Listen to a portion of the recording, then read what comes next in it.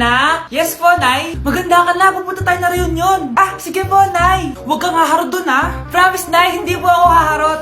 Few moments later. Oh, mag-bless ka muna, ha? Sige na, mag-bless ka na. Ayan na naman tayo sa pag-bless, eh. Lagi na lang nagbe-bless. Bless po, tita.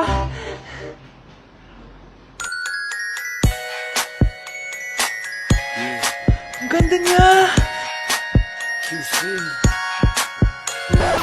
Hello miss, ang ganda mo naman. Parang Shirato. Pwede ko ba makuha number mo? Sure, eto. Ang bait mo naman, pwede ba kitang jowain? Sige, tayo na.